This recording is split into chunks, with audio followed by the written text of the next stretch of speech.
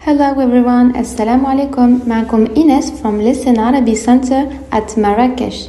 Since 2015, we have been providing language learning courses in Arabic and Moroccan Darija.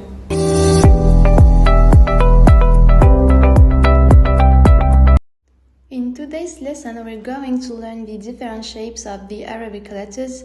This is one of the most important lessons because Arabic letters change their shape depending on where they appear in a word.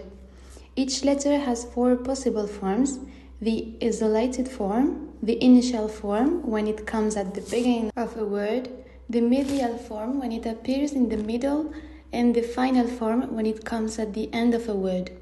That's why we're going to use this 4-column chart. Let's start with the first letter of the Arabic alphabet, Alif.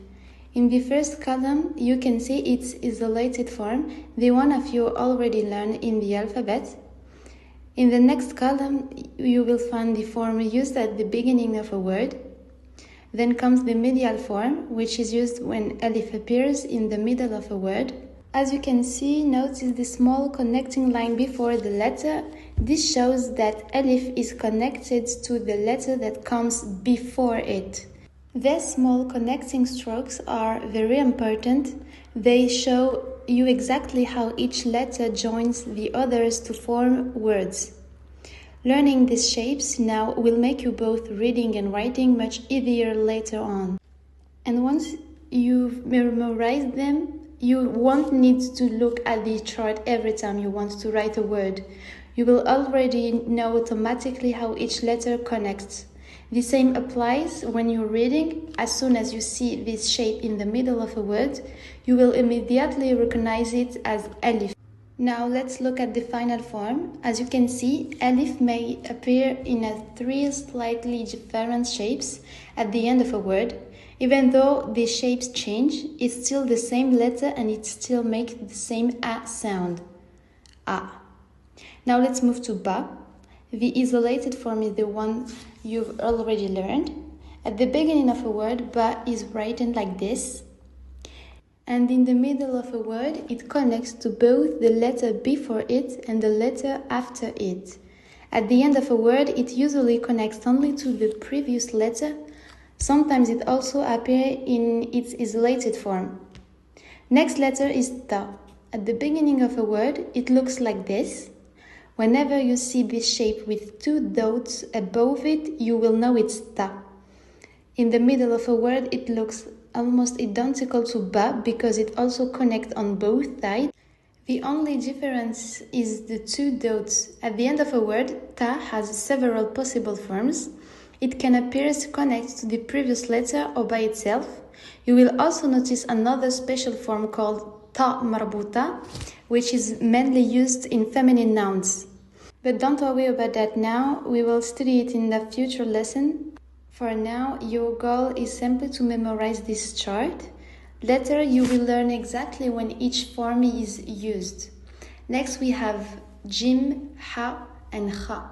These three letters all share the same basic shape.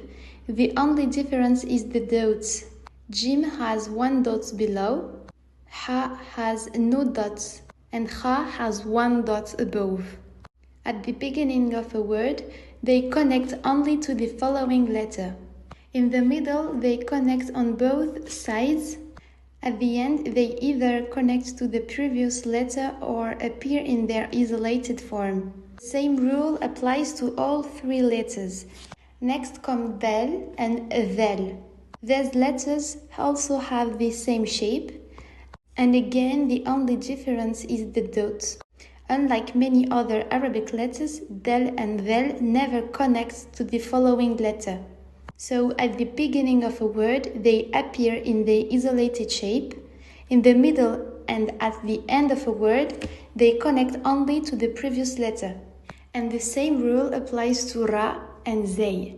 These two letters also never connect to the letter that follows them. Next we have Sin and Shin. Their shapes are identical. Sin has no dots. Shin has 3 dots above. At the beginning of a word, they connect only to the next letter. In the middle, they connect to both sides. At the end, they connect only to the previous letter or appear by themselves.